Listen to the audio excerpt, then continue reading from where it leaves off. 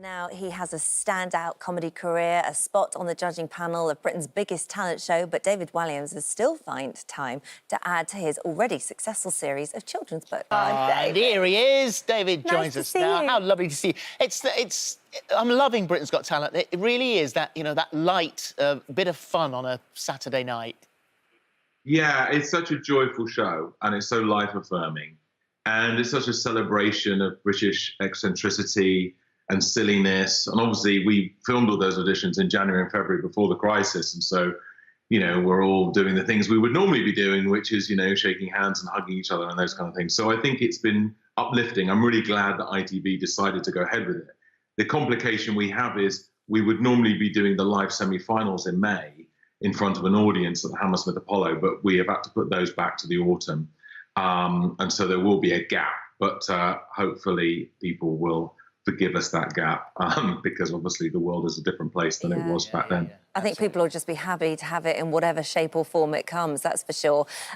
What we can talk about, though, is that obviously for a writer, being in lockdown, you have all this lovely time to write. And I know you have been busy writing another book, but this is the one we want to talk about today. And this is Slime. And this is the new one. So tell us what this one is about. Well, the idea really came, I met a little boy called Dante Marvin through the Variety Club Children's Charity.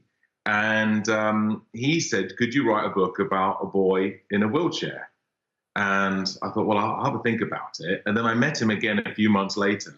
And he said, have you written the book yet? And I was like, oh, no, I haven't. I better get on with it. But I just hadn't had an idea. It's not as easy as all that. Lots of people say, could you write a book about this or that?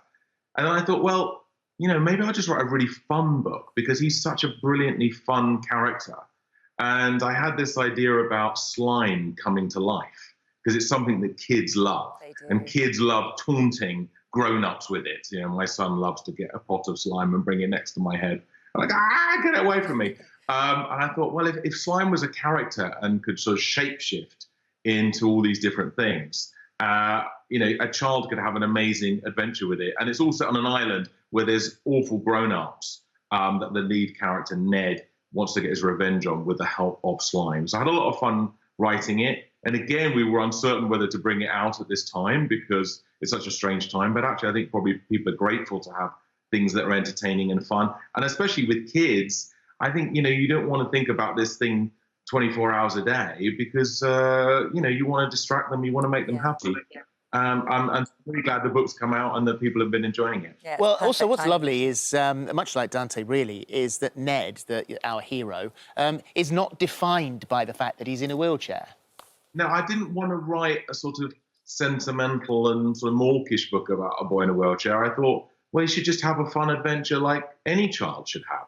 And that was really the starting point, because I think if you are able-bodied, you can often think, oh, I've got to kind of handle this subject matter in a sort of particular type of way. But of course, when you meet people like Dante, you realise, well, yeah, he's just a really fun character and he deserves to have a really funny book. So it's a real pleasure being able to dedicate the book to him.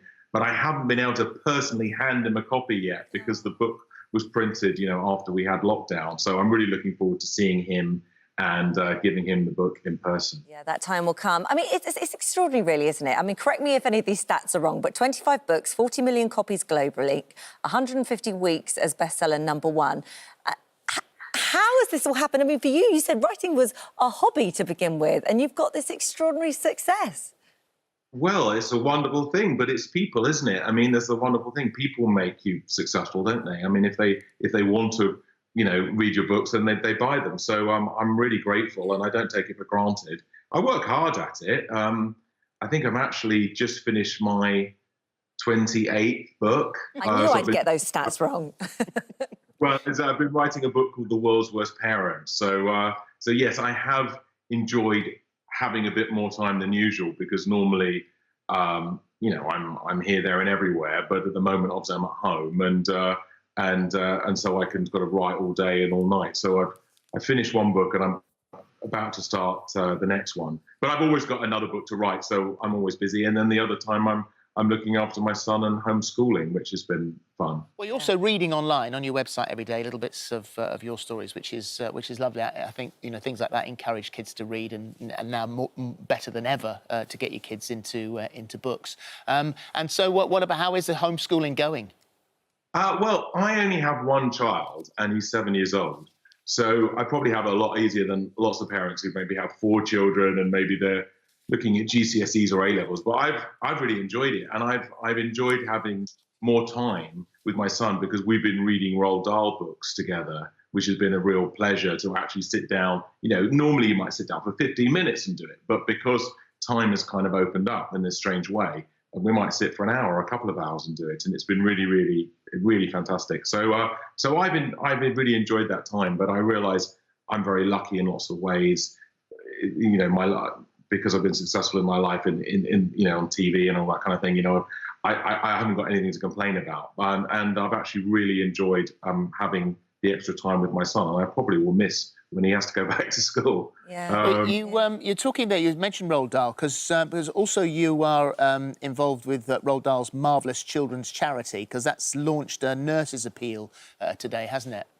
Yeah. So if you don't know about these Roald Dahl nurses, it's they're a designated nurse for a seriously ill child, and they look after 21,000 seriously ill children in the UK. But they want to reach more children because they think there's 100,000 children who could use their help. And so they're launching an appeal, which is at roalddahl.com, where you can give money to make sure that there are enough nurses for all seriously ill children. I think it's because if you have a child that's ill, I imagine it's incredibly complicated because there's so many different specialists and doctors and nurses all working brilliantly to help you.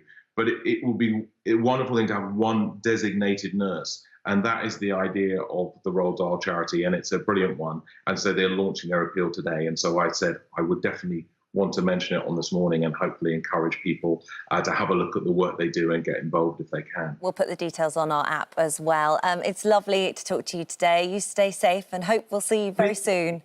To see you both in real life soon, please. Yeah, that'd be nice. Thank you. All right, See you soon. Take care. Bye-bye. Take care. Bye-bye. Bye.